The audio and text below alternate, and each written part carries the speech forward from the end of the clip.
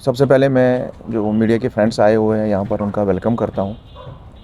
तो जैसा कि आप जानते हैं कि ये जो प्रेस कॉन्फ्रेंस है, ये जो मर्डर केस हुआ था 12-13 की दरमियानी रात को, जनवरी 12-13 जनवरी दरमियानी रात को जो मर्डर हुआ था एक माइनर लड़के का, जिसका नाम अजय कुमार सनाफ रमेश लाल बटियारी बिश्ना का रहने वाला था। उसी संदर्भ में हमने ये आज प्रेस कॉन्फ्रेंस बुलाई है। सत्य कहेंगे, सत्य लिखेंगे, सत्य चलेंगे। तो जैसा आप जानते हैं कि रात के तकरीबन 12 बजे के आसपास हमें थाने में एक इत्तला मौसूल हुई है कि बटियारी बिश्ना रोड पे एक डेड बॉडी पड़ी हुई है, एक बॉडी पड़ी हुई है। तो फौरी तौर पुलिस पार्टी वहाँ पहुँची और बॉडी को अपने कब्ज़े में लेकर हॉस्पिटल पहुंचाया गया।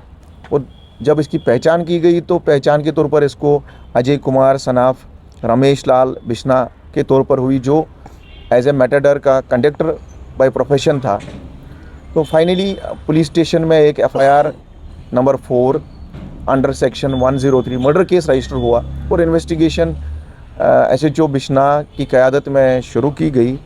तो फाइनली टेक्निकल एनालिसिस और जो ह्यूमन इंटेलिजेंस था, दोनों का इस्तेमाल करते हुए कुछ सस्पेक्ट्स को आइडेंटिफाई किया गया। तो फाइनली उन सस्पेक्ट्स को दर दबोचने के लिए पुलिस ने अपनी मुख्तलिफ पार्टीज़ कुछ जगहों पर रवाना की। जम्मू, जो साथ में सांबा के भी कुछ एरियाज़ हैं, वहाँ भी हमारी पार्टीज़ गई, रेड्स हुई और 3 जो इसमें एक्यूज़ड थे, मुलजिम थे, फाइनली हम उनको गिरफ़्तार करने में कामयाब हुए, जिनकी अनमोल शर्मा, जिसकी उम्र तकरीबन 24 साल है, सनाफ गणेश दास आरो जख सांबा का रहने वाला है।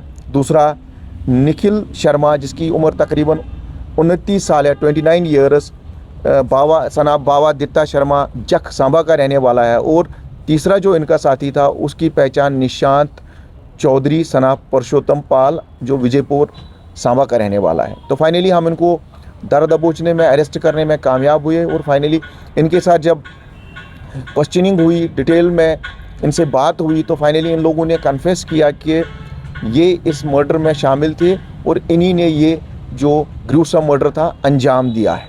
मुख्य वजह क्या थी, इतनी बड़ी दुश्मनी क्या थी कि? मुख्य वजह यही था कि ये जो डिजीज़ड था, ये कंडक्टर बाय प्रोफेशन था। तो इसके ड्राइवर और इनके साथ जो अनमोल लड़का था, उनकी कुछ दिन पहले आपस में नोक-झोंक हुई थी।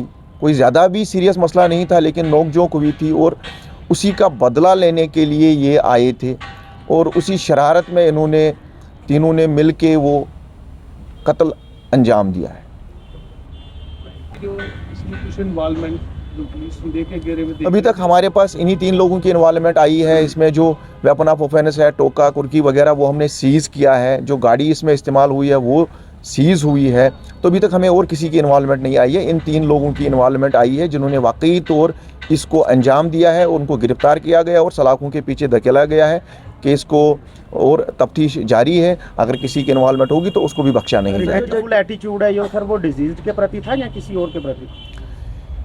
देखा जाए तो जो इसके ड्राइवर थे उसके प्रति था, उसने झगड़ा किया था, क्योंकि जो उसका ड्राइवर था गाड़ी का, उसके प्रति बेसिकली ये लड़ाई वड़ाई हुई थी, दुश्मनी उसके प्रति थी। लेकिन अब दोनों, ये उस्ताद और उसका जो कंडक्टर है, एक पार्टी मानेंगे हम, तो उन्हीं को बदला लेने के लिए आए थे। तो उसी में इस माइनर बॉय जो अजय थे, इनकी जान चली गई, जो बड़ा अनफॉर्चुनेट है। लेकिन पुलिस ने फौरी तौर कार्रवाई की, सस्पेक्ट्स को आइडेंटिफाई किया। उसके बाद हमने मुख्तलिफ जगह छापामारी की और हम तीनों को अरेस्ट करने में कामयाब हुए और उनको सलाखों के पीछे हमने धकेल दिया है। नहीं, बिल्कुल नहीं, ऐसा कुछ भी नहीं है कि ये अगर कहीं भी कोई वाक़ा होता है, पुलिस फौरी तौर उसका कॉग्निजेंस लेती है और किसी भी एक्यूज़ को बख्शा नहीं जाएगा, किसी भी मुलजिम को बख्शा नहीं जाएगा। आप बहुत जल्द देखेंगे कि जैसे इस मर्डर केस में जो लोग इन्वॉल्व थे, इनको हमने पहले आइडेंटिफाई किया, उसके बाद अरेस्ट किया और उसके बाद आपके सामने ये लॉकअप के पीछे है।